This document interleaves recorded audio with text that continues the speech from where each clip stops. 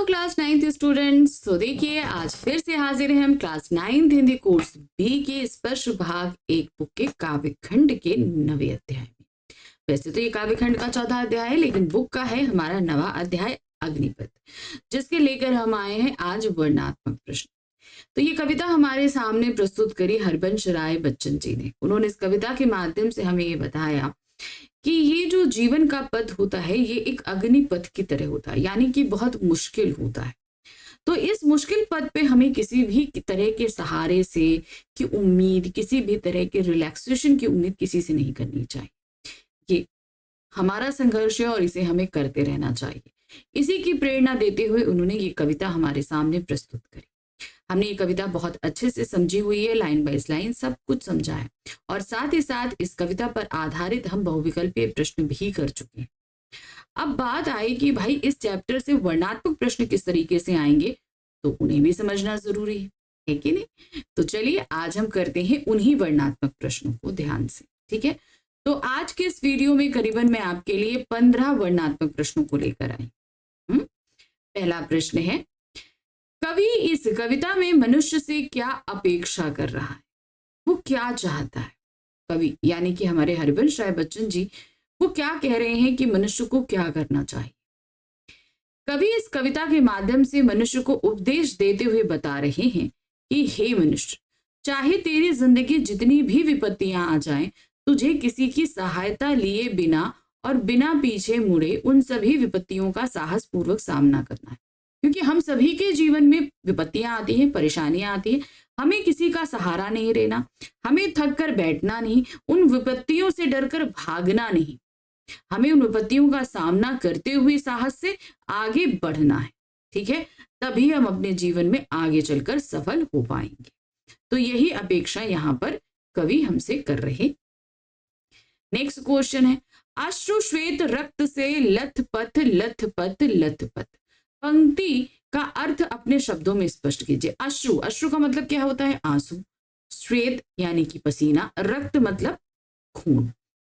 हम जब अपनी विपत्तियों से लड़ते हैं तो हमें दुख होता है, आंसू भी निकलते हैं, हमें पसीना भी आता है क्योंकि हमें संघर्ष करना होता है, और कभी कभी हम चोटिल हो जाते हैं तो रक्त भी निकलता है। तो जो व्यक्ति अपनी विपत्तियों से संघर्ष करता है वही इन तीनों से लथपथ होता है, और सही मायने में वही अपने जीवन के इस अग्निपथ पर आगे बढ़ रहा है ना। कवि ने अश्रु श्वेत रक्त शब्द मनुष्य के जीवन के 3 प्रमुख स्थितियों और भावों के बारे में इस्तेमाल किया है। कवि कहते हैं कि हे मनुष्य, तू इस अग्निपथ पर चलते हुए शपथ कहा कि तू कभी रुकेगा नहीं, ना कभी थकेगा और ना तू पीछे मुड़कर देखेगा। इस महान अग्निपथ में जो भी साहसी मनुष्य आंसू, पसीना और खून से लथपथ होकर अपने पथ पे आगे बढ़ता है वही सफलता प्राप्त करता है।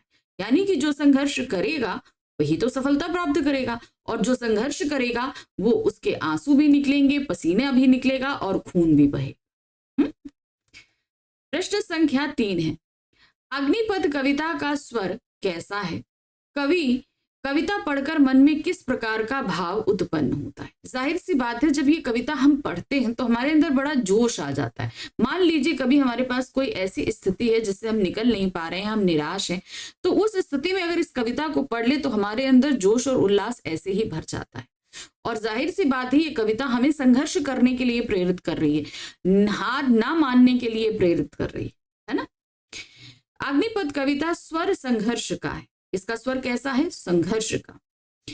कविता इस तथ्य को रेखांकित करती है कि जीवन में संघर्ष अपरिहार्य है, यानी कि बहुत जरूरी है। उससे बचने की कोशिश करने वाले अपने लक्ष्य को प्राप्त नहीं कर सकते हैं। अगर हम कोशिश करना चाहें, बचना चाहें और हम कहें कि हम अपने टारगेट तक पहुंच जाएंगे तो ये पॉसिबल नहीं। अतः उसका डटकर सामना करना चाहिए, क्योंकि जीवन का दूसरा नाम संघर्ष ही है। इस कविता को पढ़कर मन में उत्साह, उमंग एवं जोश उत्पन्न होता है तथा जीवन में संघर्ष करने की प्रेरणा प्राप्त होती है। अगर हम ये करते हैं तो वाकई हम उमंग से भर जाते हैं, और अगर हमारे पास ऐसी कोई स्थिति है कि हम बहुत निराश हो रहे हैं, हार रहे हैं, तो हमारे अंदर एक नया उमंग, जोश आ जाता है कि नहीं, हम इस स्थिति से लड़ सकते हैं, हम आगे बढ़ सकते हैं। प्रश्न संख्या 4 है, अग्निपथ कविता का केंद्रीय भाव अपने शब्दों में स्पष्ट कीजिए। ठीक है, अब इस कविता में हमें समझाने की क्या कोशिश कर रहे हैं कवि, हमको एक तरीके से वही बताना है। कवि ने अग्निपथ कविता के माध्यम से जीवन रूपी अग्नि से युक्त पथ की व्याख्या की है। यानी कि ये जो हमारा जीवन है ये अग्नि के समान जला देने वाला, यानी कि संघर्षों से भरा हुआ है। और बताया है कि चाहे जितनी बड़ी समस्या हो और चाहे जो भी आपकी सहायता के लिए खड़ा हो, लेकिन आपको उन सभी समस्याओं को पार करना है और किसी से भी सहायता नहीं लेनी। ठीक, हे मनुष्य, तू इस अग्निपथ पर चलते हुए शपथ खा कि तू कभी रुकेगा नहीं, न थकेगा और ना ही पीछे मुड़कर देखेगा। इस महान अग्निपथ में जो भी साहसी मनुष्य आंसू, पसीना और खून से लथपथ होकर अपने पथ में आगे बढ़ता है वही सफलता प्राप्त करता है। कवि के अनुसार यही जीवन का सबसे बड़ा और महान दृश्य है। जो व्यक्ति संघर्ष कर रहा है इससे बड़ा महान दृश्य उनके लिए है ही नहीं। कवि महान दृश्य किसको बोल रहा है? जब मनुष्य अपने जीवन के संघर्ष पद पर आंसू, पसीने, रक्त से लथपथ होकर आगे बढ़ता है, संघर्ष करता है, तो वो ही सबसे बड़ा महान दृश्य होता है। जीवन के अग्निपथ में दृढ़ता से चलता हुआ मनुष्य आंसू, पसीना और खून से लथपथ है, लेकिन फिर भी हार नहीं मान रहा है। कवि इसी दृश्य को महान दृश्य बोल रहा। पृष्ठ संख्या 6, कविता के आधार पर अग्निपथ का अर्थ बताकर अग्निपथ की 2 विशेषताएं उदाहरण सहित लिखिए। हमारा ये जो जीवन है इसमें आने वाले संघर्ष ही हमारे लिए, जीवन में आने वाले संघर्ष ही अग्निपथ है। ठीक है, तो कविता में अग्निपथ का अर्थ जीवन का संघर्ष भरा मार्ग है जिसमें कठिन से कठिन परिस्थितियां निहित है। अग्निपथ की 2 विशेषताएं निम्न है। पहला है, अग्निपथ पर चलते हुए मनुष्य को अपने जीवन में निरंतर संघर्षरत रहना चाहिए, क्योंकि संघर्ष ही जीवन का पर्याय है। क्योंकि अगर हम संघर्ष नहीं करेंगे तो एक तरीके से हम अपने जीवन को जी नहीं रहे, नकार रहे, है ना। इस अग्निपथ में दृढ़ता व कठोर परिश्रम कर कर्मठ बने रहने की आवश्यकता है, तभी मनुष्य जीवन में सफल हो सकता है। तो इसकी सबसे बड़ी विशेषता यह है कि इस अग्निपथ पे जब हम अपने काम को करते हैं और दृढ़ता के साथ करते हैं, पीछे नहीं मुड़ते, तभी हमको सफलता प्राप्त होती है। तो ये 2 सफल जो विशेषताएं हैं ये अग्निपथ की। प्रश्न संख्या 7 है, कवि ने इस कविता का नाम अग्निपथ क्यों रखा? वो चाहते तो कुछ और रख सकते थे, अग्निपथ ही क्यों रखा? क्योंकि भाई जीवन में हम जिस तरीके के संकटों को झेलते हैं, हमें दुख होती है, तकलीफ होती है, उसी तरीके से अगर किसी राह में आग लगी हुई है और उस पर हमें चलना पड़े तो उसी तरह का दर्द और तकलीफ हमें उसमें भी होती है। इसीलिए शायद मुझे लगता है कवि ने इसका नाम अग्निपथ रखा है। कवि ने इस कविता का नाम अग्निपथ इसलिए रखा है क्योंकि यह कविता मनुष्य के जीवन में आने वाले संकट और संकट में दृढ़ता से खड़े होने का उपदेश देती है। ये भी बात सही है कि भाई हमारे जीवन में मुश्किल आती है, ठीक है, अब अगर उन मुश्किलों से लड़कर भी हम दृढ़ता से खड़े हुए हैं तो सही, ये बिल्कुल सही है। इसीलिए इसका नाम इन्होंने अग्निपथ रख दिया। प्रश्न संख्या 8 है, एक पत्र छांव भी मांग मत, मांग मत, मांग। पंक्ति का आशय क्या है? जब तुम अपने जीवन का संघर्ष कर रहे हो तो उस समय किसी से भी किसी प्रकार की सहायता नहीं मांगना। ये चीज है। प्रस्तुत पंक्ति में कवि ये बताना चाह रहे हैं कि हे मनुष्य, तुम्हें चाहे जितनी विपत्ति आ जाए तो किसी से एक पत्ते की छाया बराबर भी सहायता नहीं मांगना। इतनी सी भी तुम किसी से सहायता नहीं मांगना। ये तुम्हारा अपना संघर्ष है, तुम्हें इसे अपने बल पर करना। नेक्स्ट है प्रश्न संख्या 9, मांग मत कर शपथ लथपथ। इन शब्दों को बार बार प्रयोग कर कवि क्या कहना चाहता है? क्योंकि इन्होंने देखो कविता में क्या बोला है, मांग मत, मांग मत, मांग मत, कर शपथ, कर शपथ, कर शपथ, लथपथ, लथपथ, लथपथ। तो ये पंक्तियों को इन्होंने बार बार दोहराया है क्योंकि वो ऐसा करने के लिए जोर दे रहे हैं, ठीक है ना। सहायता ना मांगने के लिए जोर दे रहे हैं, वो शपथ लेने के लिए कह रहे हैं कि तुम झुकोगे नहीं, तुम रुकोगे नहीं, तुम मुड़ोगे नहीं, इस चीज की तुम शपथ लो।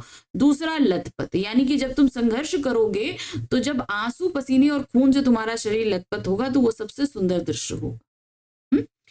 मांग मत कर शपथ लगभग शब्दों का बार बार प्रयोग कर कवि यही कहना चाहता है कि व्यक्ति को अपने स्वाभिमान के साथ निरंतर संघर्षरत रहना चाहिए। ये हमारा संघर्ष है, तो हमें खुद को करना है और हमारे अंदर ये स्वाभिमान बना रहना चाहिए। और वांछनीय या अभीष्ट लक्ष्य को पाने के लिए, अवांछनीय यानी कि जो हमें नहीं मिला, या अभीष्ट मतलब वांछनीय जो हम चाहते हैं, जिस चीज को हमने पाने की चाह करी है, उसे पाने के लिए दृढ़ प्रतिज्ञ रहना है कि नहीं, हम किसी भी हाल में उसको पालेंगे, चाहे इसके लिए कितना भी श्रम क्यों ना करना पड़े। तो इसीलिए इन 3 शब्दों पे उन्होंने ज्यादातर जोर दिया, क्योंकि इन तीनों के जरिए ही हम अपने जो हमने जो प्रतिज्ञा करी है, जो लक्ष्य निर्धारित किया है, उसके लिए हम दृढ़ता से संघर्ष करते रहेंगे।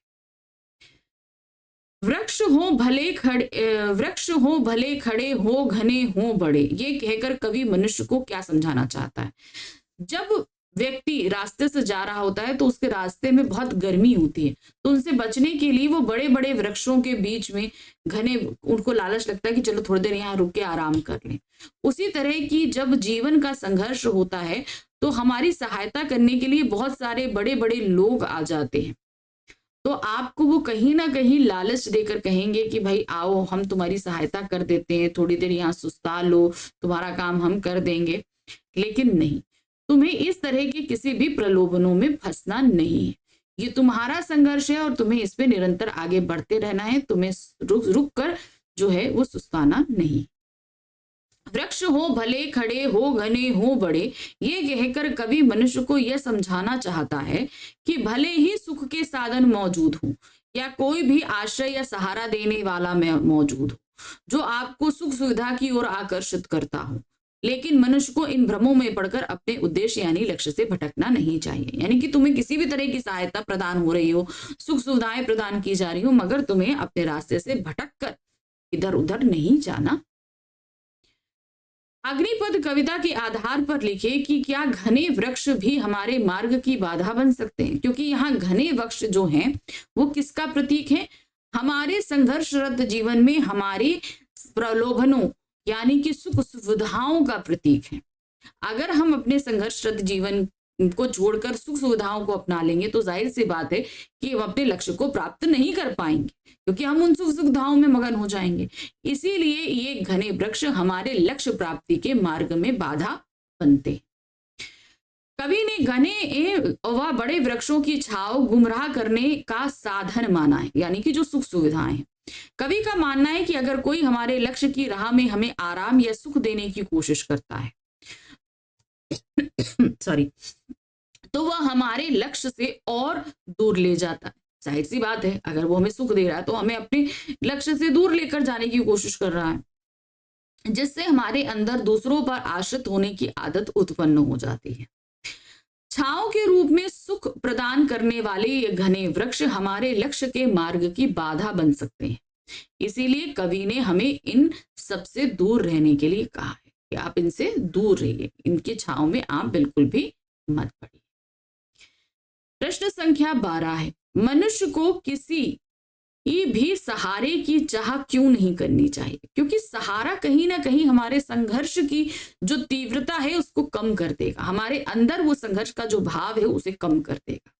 इसीलिए हमें सहारा नहीं लेना चाहिए। मनुष्य को तब तक संघर्ष करना चाहिए जब तक वह अपने लक्ष्य की प्राप्ति न कर ले। इस लक्ष्य को हासिल करने में कई बाधाएं आएंगी, परंतु मनुष्य को किसी की भी सहारे की इच्छा नहीं करनी चाहिए, क्योंकि यही सहारे जीवन में उसे कमजोर कर देते हैं। क्योंकि हमें लगता है हमारे अंदर का उत्साह कम होने लगता है, जोश कम होने लगता है।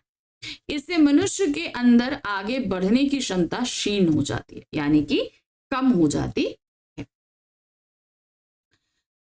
कवि मानव से किस प्रकार की अपेक्षा करता है? मानव क्या कह रहे हैं वो? कर्मवीरों को जीवन पथ पर अनेक असफलताओं व कष्टों का सामना करना पड़ता है। देखिए, जाहिर सी बात है कि हम लोग अपने जीवन में करते हो तो हमेशा सफलता प्राप्त हो, ये तो जरूरी नहीं है। हमें असफलताएं मिलती है, क्योंकि संघर्ष करके ही लक्ष्य की प्राप्ति होती है। मनुष्य को संघर्षों व चुनौतियों से जूझते हुए निरंतर लक्ष्य की प्राप्ति की ओर बढ़ते रहना चाहिए। कवि मानव से यही अपेक्षा करता है कि आपके जीवन में भले जितनी भी परेशानियां आए, आप संघर्ष करते रहो और आगे बढ़ते रहो। कवि ने कौन सी शपथ लेने के लिए कहा है कि तुम अपने संघर्ष की राह में कभी भी रुकोगे नहीं, थकोगे नहीं और घबरा कर कभी भी मुड़ोगे नहीं, यानी कि वापस नहीं जाओगे। इस चीज की तुम शपथ कर। कवि ने मनुष्य को थमने से मना किया। कवि ने कहा कि उसे रुकना नहीं चाहिए और ना कभी पीछे मुड़कर देखना चाहिए, क्योंकि ऐसा करने से वह कमजोर पड़ जाते हैं तथा लक्ष्य हमसे और दूर हो जाता है। यहाँ कवि ने हमें इन्हीं विचारों से दूर रहने की शपथ दी है कि तुम्हें हर हाल में जो है इनसे दूर रहने की चाहिए। प्रश्न संख्या 15 है, मनुष्य को अपनी जिंदगी में किस प्रकार आगे बढ़ना चाहिए। अब देखिए, हमारे जीवन में संघर्ष है, हमें इनसे हार के नहीं बैठना है, ठीक है। हमें हमेशा निरंतर आगे बढ़ते रहना है, संघर्ष करते रहना है। कविता के अनुसार मनुष्य को सुविधाओं में ना उलझकर बाधाओं का दृढ़ता पूर्वक सामना करते हुए कर्म पथ पे, यानी कि जो आपके काम का पथ है, पर निरंतर डटे रहना चाहिए। उसे कड़ी मेहनत करके अपने आप को पूरी तरह से अपने लक्ष्य के प्राप्ति में संलग्न कर देना चाहिए। यानी कि आप सुख सुविधाओं में नहीं पड़ो, आपका जो कार्य है आप उसे करते रहो और लगातार करते रहो।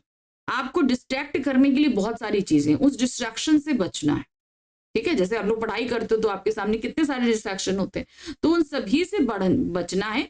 अपनी पूरी मेहनत लगा के आपको अपना काम करते रहना चाहिए और उसी में लगे रहना चाहिए। आपको बहुत सारी चीजें जो आपको लुभाएंगी अपनी तरफ, उनकी तरफ आकर्षित नहीं होना है।